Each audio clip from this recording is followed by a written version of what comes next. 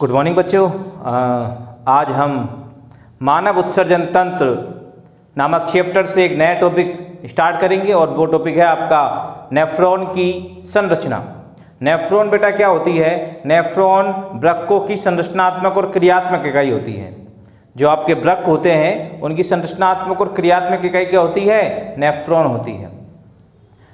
जैसा कि हमने नेफ्रॉन के बारे में आपको इससे जो पहले वाली आपकी वीडियो लेक्चर थी उसमें बताया था कि नेफ्रॉन लगभग 10 से 12 लाख नेफ्रॉन जो कि वृक्क की संरचनात्मक और क्रियात्मक इकाई है वो एक वृक्क में पाए जाते हैं। यानी आपके एक वृक्क में, एक किडनी में 10 से 12 लाख नेफ्रॉन पाए जाते हैं। वृक्क में जो नाभि थी, वृक्क नाभि जिसको हम हाइलम बोलते हैं, उसके माध्यम से वृक्क धमनी अंदर प्रवेश करती है और वृक्क सिरा बाहर निकलती है।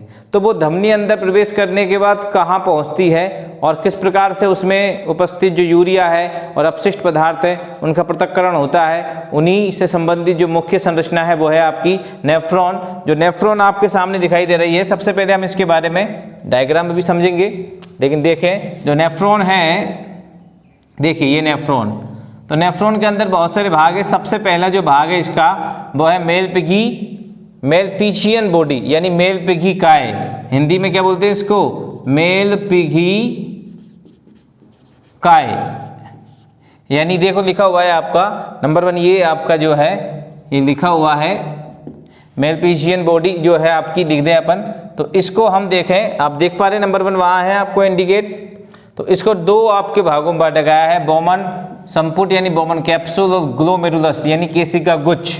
तो इसके दो भाग कौन कौन से हैं? इसके दो भाग है बोमन संपुट और केशिका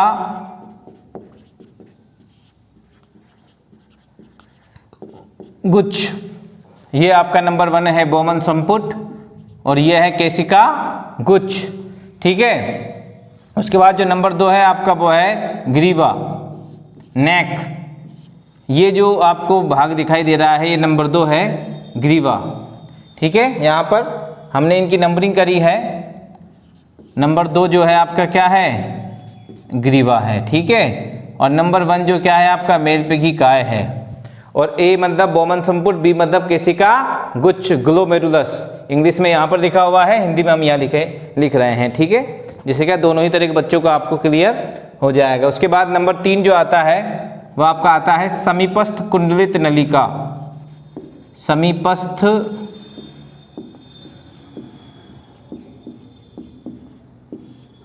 कुंडलित नलिका। ये जो आपको स्ट्रक्चर दिखाई दे रही है, कॉन्वोलुटेट मतलब कुंडलन जिसके अंदर दिखाई दे रहा है। ग्रीवा के जस्ट बाद ये जो है वो प्रॉक्सिमल कॉन्वोलेटेड ट्यूब, यानी प्रॉक्सिमल मतलब इसके जो पास में है, क्या है? इसके निकट है, समीप है, इसलिए इसको हमने बोला प्रॉक्सिमल। किसके समीप है? मेलपिघी जो आपकी काय है, मेलपिघियन जो बॉडी है उसके क्या है? पास में है। तो मेलपिघी काय के पास में होने की वजह से इसको, इस कुंडलित नलिका को हमने क्या बोला? समीपस्थ बोला। एक और है डिस्टल मतलब दूरस्थ, जो दूर है, उसको पढ़ेंगे अपन। तो नंबर 1, 2, 3 आपके तीनों आपके टारगेट यहाँ पर हो गए हैं इंडिकेट, हमने लेबल कर दिया है उसको। उसके बाद नंबर 4 पर हम आपके आते हैं, तो आता है लूप ऑफ हेनले। हेनले का लूप, ठीक। तो इस हेनले के लूप के अंदर डिसेंडिंग और असेंडिंग लिम्ब आपको दिखाई दे रही है, मतलब अवरोही भुजा और आरोही भुजा। ये जो समीपस्थ कुंडलित नलिका थी, नंबर 3 जो था आपका प्रॉक्सिमल कॉन्वोलेटेड ट्यूब जो थी, समीपस्थ कुंडलित नलिका, इससे हेनले के लूप की डिसेंडिंग लिम्ब यानी अवरोही भुजा जुड़ी रहती है। अपेक्षाकृत सक्रिय होती है, कम व्यास की होती है। तो ये नंबर ए जो है वो क्या है आपकी? अवरोही भुजा।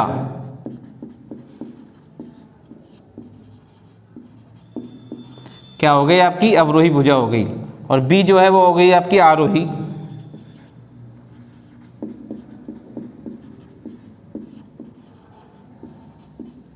ठीक है। उसके बाद आप देख रहे हैं असेंडिंग जो लिम्ब आपकी है, जो आरोही भुजा है, वो किस में जा रही है? वो जा रही है डिस्टल कॉन्वोलेटेड ट्यूब्स में। इट्स मीन जो आपका ये जो स्ट्रक्चर दिखाई दे रही है आपको कुंडलित, क्योंकि ये दूर है ना किससे?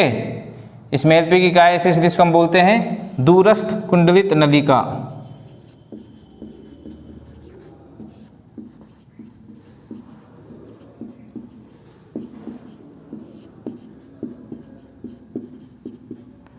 ओके। और इसके अलावा आपको यहाँ पर एक अलग स्ट्रक्चर दिखाई दे रही है, कलेक्टिंग डक्ट यानी संग्रह नलिका। क्या है? नंबर 6। नंबर 6 जो है वो क्या है? 5 आपकी हो गई दूरस्थ और 6 आपकी हो गई क्या? संग्रह नलिका। पर ये क्या है, बहुत सारे नेफ्रॉन हैं वो इसके अंदर आके खुलते हैं, तो पर्टिकुलर एक नेफ्रॉन का भाग नहीं है कलेक्टिंग डक्ट। जो संग्रह नलिका है वो केवल एक नेफ्रॉन का भाग नहीं है। देखो ये जो आपको दिखाई दे रहा है, ये जो स्ट्रक्चर दिखाई दे रही है, ये दिखाई दे रहा है, ये दिखाई दे रहा है, ये दूसरे जो नेफ्रॉन्स है वो अपनी दूरस्थ कुंडलित नलिका को आके इसमें खोलते हैं। किसमें? कलेक्टिंग, संग्रह होता है यहाँ पर, इसलिए इसको बोलते हैं संग्रह नलिका। क्या बोलते हैं? संग्रह नलिका। ओके, तो ये आपका हमने लेबल कर दिया है ठीक से। आपको ठीक से ये समझ में आ गया होगा कि कौन कौन से भाग कहाँ कहाँ पर इस चित्र के अंदर है। इसके अलावा कुछ भाग हमारे यहाँ पर हमने इंडिकेट नहीं करे हैं, वो जैसे जैसे हम इसको स्टडी करेंगे समझेंगे मैं बताता जाऊँगा आपको। तो ये जो नेफ्रॉन है 10 से 12 लाख होते हैं किसके अंदर? वृक्क के अंदर, ठीक। और जो आपकी रीनल वेन होती है, रीनल वेन का मतलब वृक्क धमनी, तो वृक्क धमनी आपके अंदर जब प्रवेश करती है, सॉरी रीनल आर्टरी, वृक्क धमनी, वृक्क धमनी जब आपके अंदर प्रवेश करती है ना, तो उसके ब्रांच चाहिए, उसकी एक ब्रांच है ये आर्ट्रियोल्स है। फिर बाद में उसकी कई सारी ब्रांच बन जाती है। जब माना आप सपोज करो 10 लाख नेफ्रॉन्स है तो लगभग 10 लाख ही आपकी क्या होगी? एफरेंट आर्ट्रियोल्स यानी अभिवाही धमनिका। मैंने जब आपको रुधिर परिसंचरण तंत्र पढ़ाया था तो एक सामान्य सा एक चित्र बनाया था मैंने, जिसमें आपने ये देखा था कि एक अंग के अंदर धमनी प्रवेश करती है, फिर वो धमनिका में डिवाइड होती है, फिर वो केशिका में डिवाइड होती है, वो कोशिका में प्रवेश करती है, कोशिकाओं से केशिकाओं के रूप में निकलती है, फिर केशिकाएँ आपस में संयुक्त होती है, सिरिकाएँ बनती है, फिर बाद में वो सिरिकाएँ आपस में संयुक्त होती है, सिरा बनती है और सिरा वो बाहर निकल जाती है। यही पढ़ा था ना हमने। तो ये जो धमनिका है ना, ये लगभग 50 बार क्या होती है? अभिवाही धमनिका। ज़्यादा व्यास दिख भी रहा है अपन को, लगभग 50 बार डिवाइड होती है। और डिवाइड होने के बाद क्या बनाती है? ये बनाती है ग्लोमेरुलस यानी केशिका गुच्छ। इसका व्यास जो है ज़्यादा होता है और इससे निकलती है अभिवाही, तो प्रवेश करती है अभिवाही धमनिका, तो अंदर जा रही है। और एफरेंट यानी अपवाही, अपवाही धमनिका इससे बाहर निकलती है, ठीक। उसके बाद ये अपवाही धमनिका बाहर निकल जाएगी। अब इसमें क्या होता है, जो ये गुच्छ है आपका, केशिका गुच्छ है, केशिका नाम से स्पष्ट हो रहा है यानी केशिकाओं से मिलकर बना है। किससे मिलकर बना है? केशिकाओं से मिलकर ये बना है। और केशिकाएं कहाँ से बनी भाई? तो केशिकाएं बनी अभिवाही धमनिका, बहुत सारी ब्रांचेज में, बहुत सारी शाखाओं में डिवाइड हो गई और डिवाइड होकर एक गुच्छा उसमें अंदर बन गया, जिसके अंदर लगभग 500 एंग्स्ट्रॉम से 1000 एंग्स्ट्रॉम तक के छिद्र होते हैं। काफ़ी असंख्य छिद्र होते हैं इनके अंदर, जिसकी वजह से इसकी पारगम्यता जो है बढ़ जाती है। और इन छिद्रों की सहायता से जो रुधिर आपका अभिवाही धमनिका के माध्यम से इस बोमन संपुट यानी एक प्यालानुमा जो संरचना आपको दिखाई दे रही है, बोमन संपुट, बोमन कैप्सूल में प्रवेश करती है। और ये रुधिर जो होता है इसमें दाब अधिक होता है, किसमें? एफरेंट आर्ट्रियोल में। केशिकाओं में जो है यहाँ ये बोमन संपुट अंदर पहुँचता है, दाब कम हो जाता है। तो अधिक दाब की वजह से अधिकांश जो रुधिर है वो छनकर किस में आ जाता है? इस प्यालेनुमा संरचना के अंदर आ जाता है। इस प्यालेनुमा संरचना को हम बोलते हैं बोमन संपुट, ठीक। बोमन संपुट के बारे में और जानना हमें आवश्यक है। बोमन संपुट क्या है? 2 स्तर, 2 लेयर है इसकी, ठीक है। ये सल्की उपकला स्तर से मिलकर बना होता है, सल्की उपकला स्तर से। कौन से स्तर से? सल्की उपकला स्तर से, ध्यान रखना है अपन को, सल्की उपकला स्तर से मिलकर ये बना होता है। कौन? बोमन संपुट। इसकी भीतरी जो सतह है उस पर पोडोसाइट्स कोशिकाएं पाई जाती है। कौन सी कोशिकाएं? पोडोसाइट्स। यदि हम देखें यहाँ पर तो बोमन संपुट जो है ऊपर से देखें, बोमन संपुट किससे मिलकर बना है? सल्की उपकला, ठीक है बेटा। इसके बाद नंबर 2 क्या है इसके अंदर, भीतरी जो सतह है, आंतरिक जो सतह है, इसकी जो आंतरिक सतह है उस पर पोडोसाइट्स कोशिकाएं पाई जाती है। क्या पाई जाती है? पोडोसाइट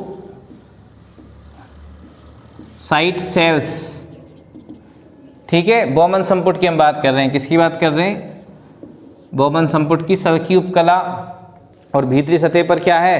पोडोसाइट कोशिकाएं हैं। ये पोडोसाइट्स के प्रवर्ध का मतलब उभार, और ये जो ग्लोमेरुलस है ना आपका, इसकी जो एंडोथीलियम होती है, ये दोनों मिलकर क्या करते हैं? निश्चंद का मतलब छनित्र में सहायता करते हैं, छानने का कार्य करते हैं। तो इस छिद्र में, इस ग्लोमेरुलस में क्या है? बहुत सारे छिद्र हैं। इन छिद्रों की सहायता से जो रुधिर इसके अंदर आया है वो रुधिर कहाँ पर आ जाएगा? प्याली के अंदर आ जाता है। और इस रुधिर के अंदर, इस छने हुए रुधिर के अंदर बहुत सारी आवश्यक चीज़ों के साथ साथ महत्वपूर्ण घटक जो रुधिर के हैं उनके साथ साथ अपशिष्ट पदार्थ भी उपस्थित है।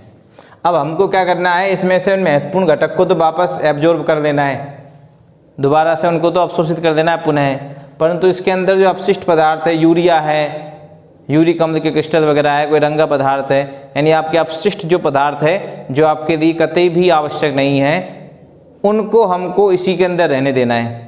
तो नेफ्रॉन क्या कार्य करता है? मूत्र निर्माण की प्रक्रिया करता है, और यही मूत्र निर्माण है, यानी उस रुधिर में से जो अपशिष्ट पदार्थ है उनको तो आपके उसी में रहने दिया, और जो मेन जो है उसमें जो आपके मुख्य जो घटक थे रुधिर के, जैसे प्रोटीन है, इसके अलावा आपके ग्लूकोज वगैरह, शर्करा वगैरह है, कुछ वसीय अम्ल वगैरह भी है, उनको हम, कुछ आयन्स आपके हैं उनको हम रीएब्जॉर्बेट कर देते हैं, यानी पुनः अवशोषित कर देते हैं।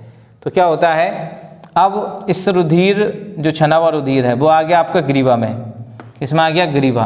तो ग्रीवा क्या है? एक बहुत छोटी संरचना है जो रोमाभी उपकला से मिलकर बनी होती है। किससे मिलकर बनी होती है? रोमाभी उपकला से। ग्रीवा में क्या है?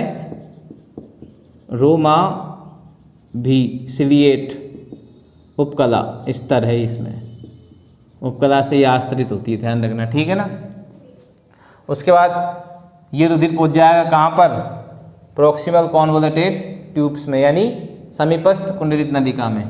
तो जो आपकी समीपस्थ कुंडलित नलिका है, समीपस्थ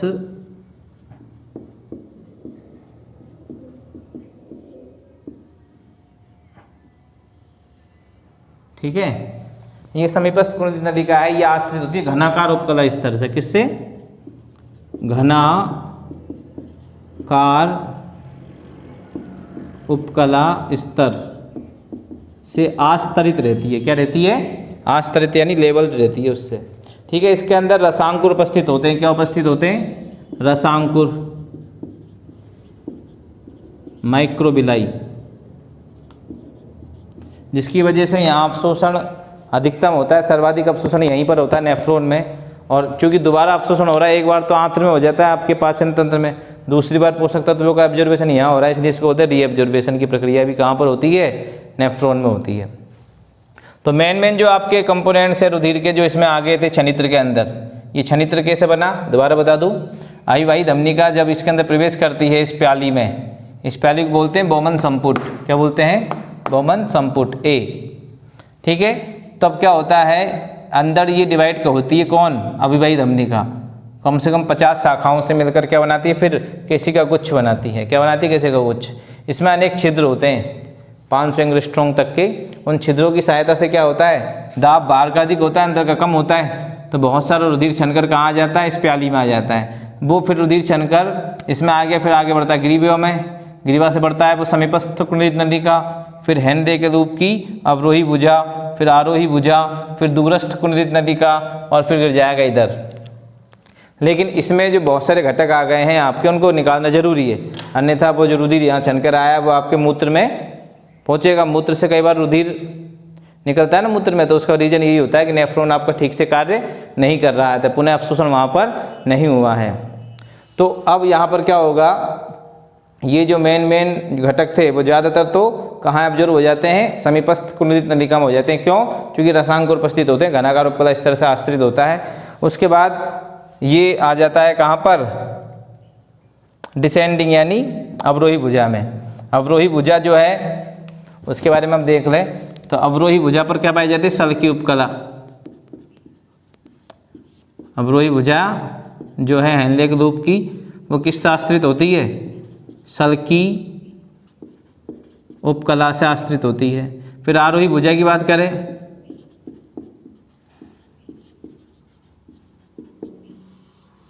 तो ये होती है घनाकार। किससे? घनाकार उपकला।